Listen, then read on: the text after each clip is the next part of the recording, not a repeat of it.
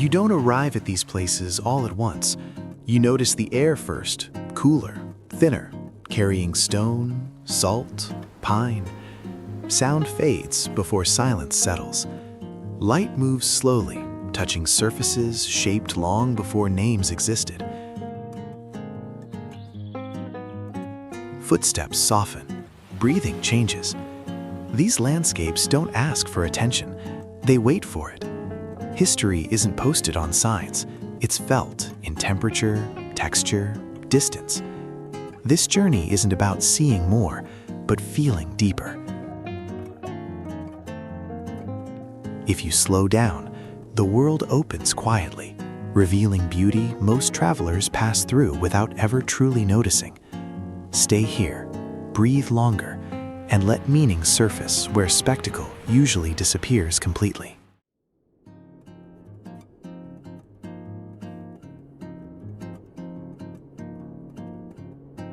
You remember stepping onto Salar de Uyuni and feeling your sense of scale quietly break. After seasonal rain, the salt flat becomes the largest natural mirror on Earth, stretching over 10,000 square kilometers.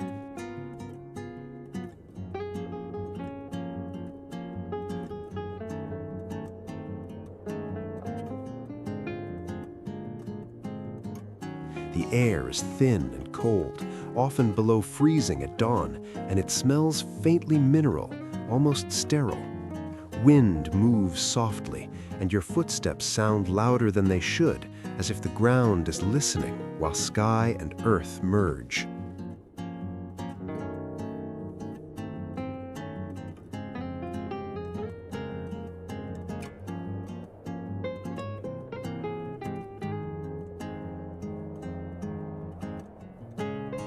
You'd stand there longer than planned, disoriented, calm, strangely emotional. Guides tell you this lake dried up thousands of years ago, leaving pure salt and silence behind.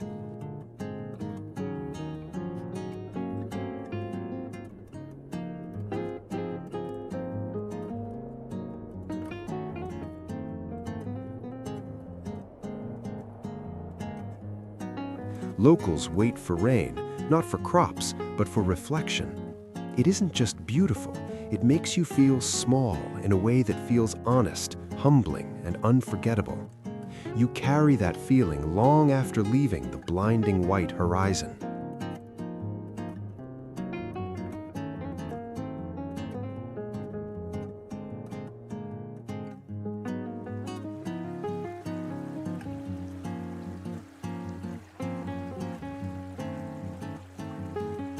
You remember arriving in Torres del Paine and realizing the weather had a personality.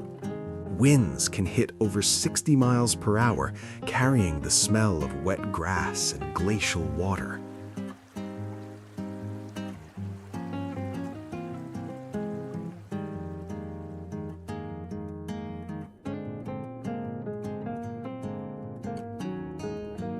One moment, sunlight warms your face. The next, sleet stings your skin. Even summer temperatures can drop fast. Clouds race low overhead without warning. Granite towers rise abruptly, dark and sharp, and the sound of wind feels alive, like something testing you.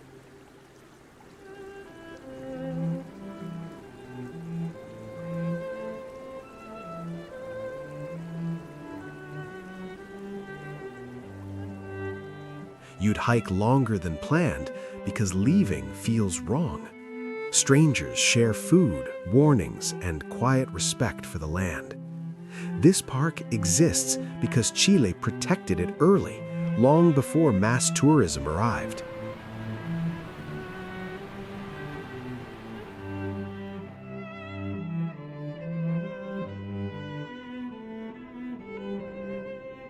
Torres del Paine doesn't comfort you.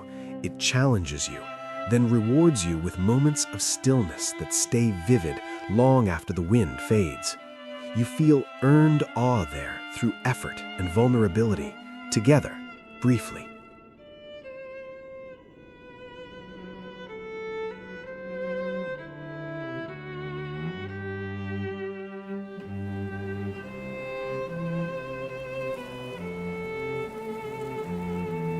You remember entering Wadi Rum and noticing how silence presses against your ears. Daytime heat climbs past 90 degrees Fahrenheit, carrying the dry smell of sun-baked sand and stone.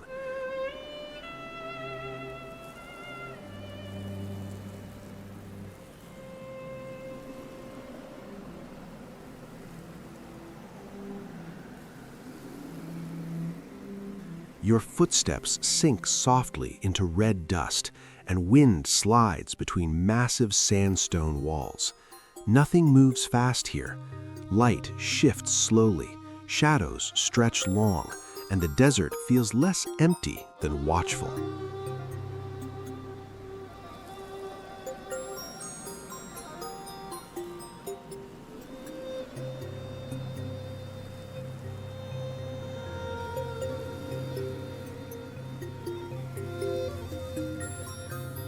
You'd sit by a Bedouin fire as night drops temperatures close to freezing, listening to tea boil gently. Guides explain these valleys sheltered traders for thousands of years. People speak quietly, saving words.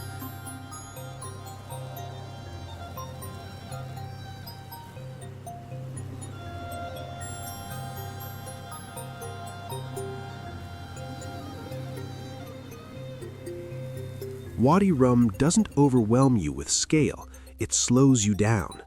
Time feels older here, and patience becomes natural, almost necessary before stars fill the entire sky.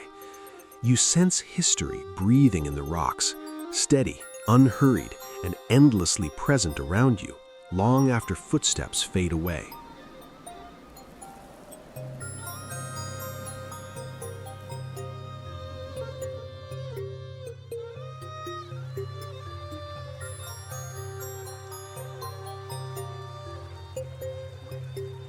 You remember your first breath in Banff National Park, sharp with pine and cold water. Even in summer, mornings can hover near 40 degrees Fahrenheit, and the air smells clean, almost sweet.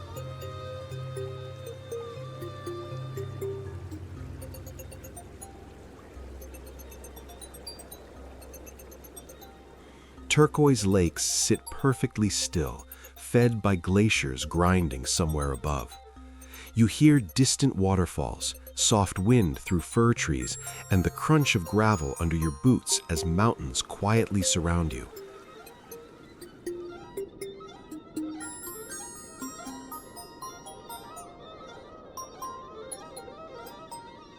You'd stand there longer than planned, lowering your voice without realizing why. Locals track wildlife like daily news because elk and bears move freely here. Banff became a park in 1885, one of the world's first, and that protection still shapes behavior.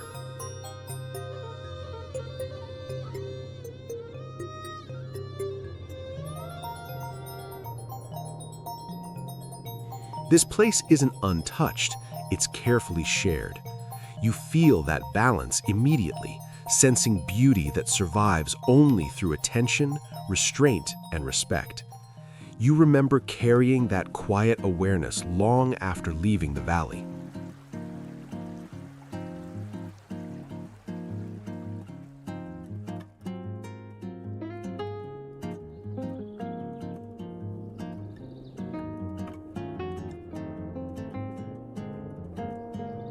You remember arriving in Zhangjiajie as mist curls between stone pillars. The air feels cool and damp, smelling of wet rock and moss after rain. Summer humidity hangs heavy, and distant birds echo through the fog.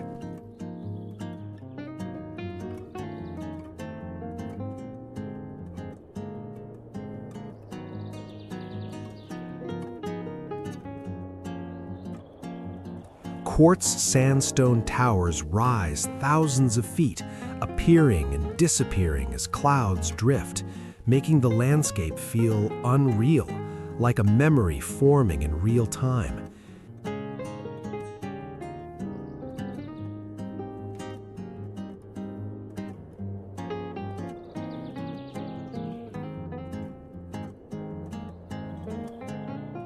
You'd stop walking just to wait for the fog to lift. Locals say these mountains inspired poets for centuries, long before visitors arrived. Paths grow slick under your hands, railings cold to the touch.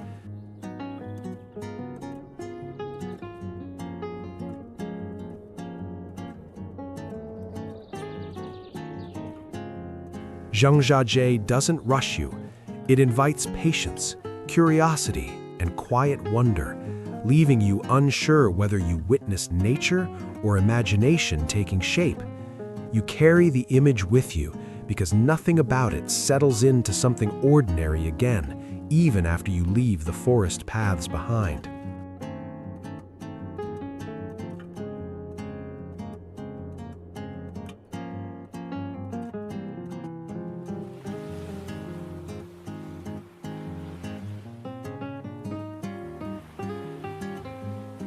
You remember stepping into the Namib Desert before sunrise, when the air still feels cool and smells faintly of dust and salt? By midday, temperatures can climb past 100 degrees Fahrenheit, and the red dunes seem to glow.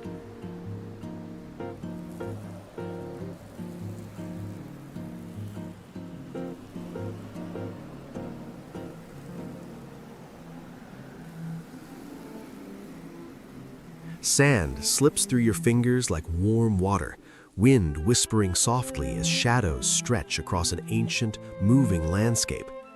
The silence feels heavy, broken only by distant grains colliding in motion.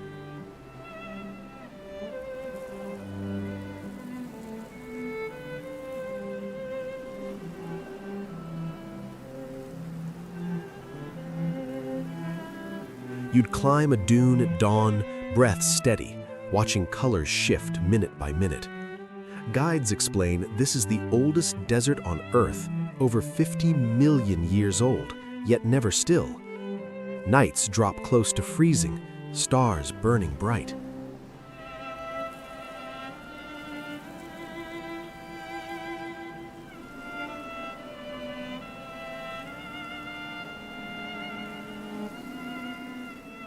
The Namib doesn't impress with drama, it humbles you quietly, reminding you how brief human time truly is, as wind redraws dunes every day, without memory or pause or witnesses nearby.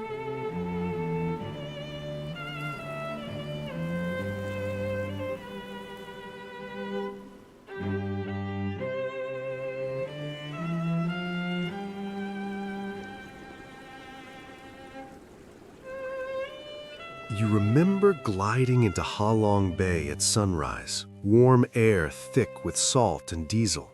Limestone islands rise straight from emerald water, softened by mist. Boats creak gently, water slaps wood, and distant birds echo.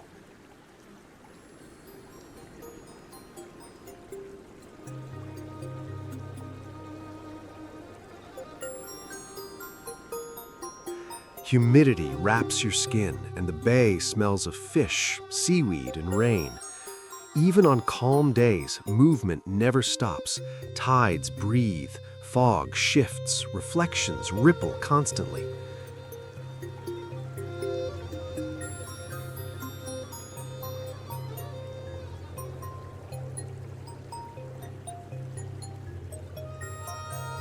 You drift past floating villages where families adjust life to the tide. Locals learned these routes centuries ago, sharing knowledge quietly. Ha Long Bay became protected in 1994, but daily rituals remain.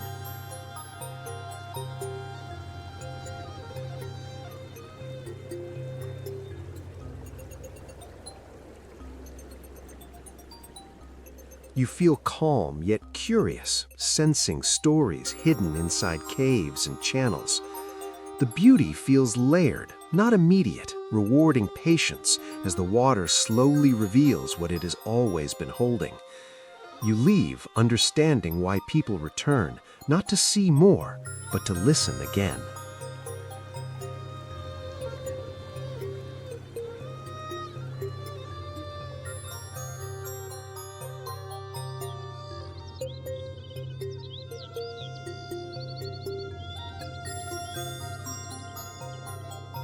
You remember driving into the Icelandic highlands and feeling like the land wasn't finished yet. The air smells of sulfur and wet earth, sharp and clean. Even in summer, temperatures stay cool and wind cuts across black sand plains.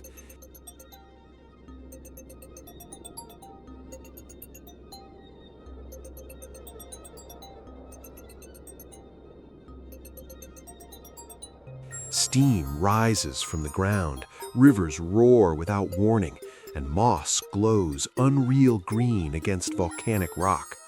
The landscape feels raw, exposed, constantly shifting.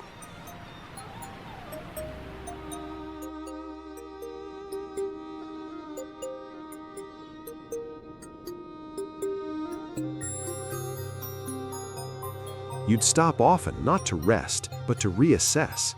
Locals say roads close whenever the land decides, and plans mean very little here.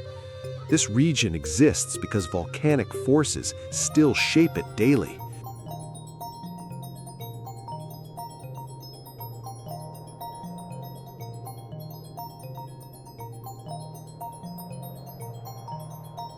The highlands don't invite comfort, they demand attention. You feel small, alert, and deeply present, sensing creation and destruction happening side by side, reminding you that nature isn't stable, it's alive, unfinished, and completely indifferent to your schedule or expectations.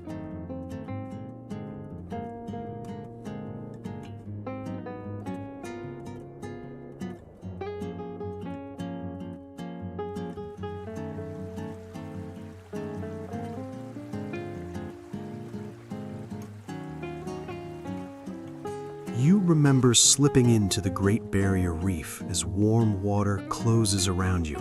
The surface smells of salt and sunscreen, but below, sound changes. You hear constant crackling, tiny life moving everywhere.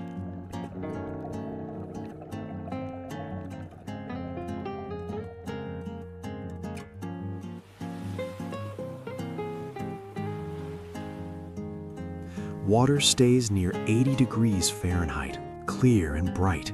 Corals explode in color, rough under your gloves, while sunlight ripples across fish, shadows drifting slowly.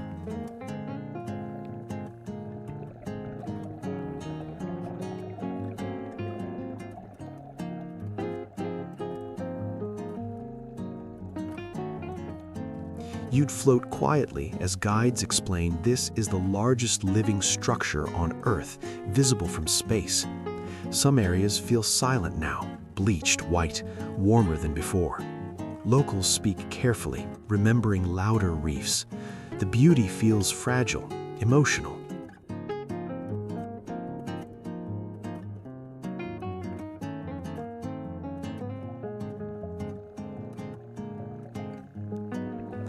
You don't just admire this place, you witness it changing, realizing the memory you carry matters, because tomorrow the reef may sound different. It reminds you that climate shifts here aren't abstract, but felt in temperature, color, silence, and time beneath your breath today.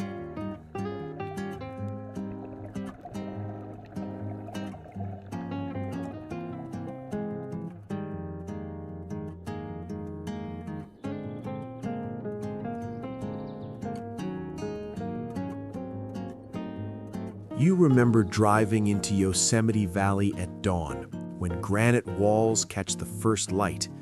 The air smells of pine and cold stone, and waterfalls thunder after spring snowmelt. Even in summer, mornings stay cool, shadows deep. El Capitan and Half Dome rise so steeply they silence conversation. You hear wind through trees, distant water, your own breathing slowing as scale resets everything.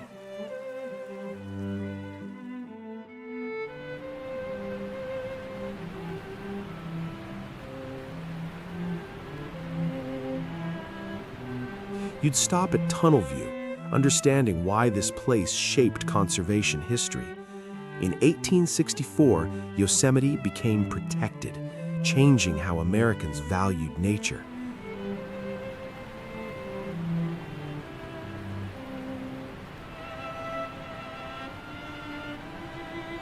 Climbers touch warm rock with respect. Families whisper instinctively. The valley doesn't overwhelm with danger, but with presence. You feel small without fear, inspired without instruction, carrying a quieter sense of awe long after leaving the shadowed cliffs behind.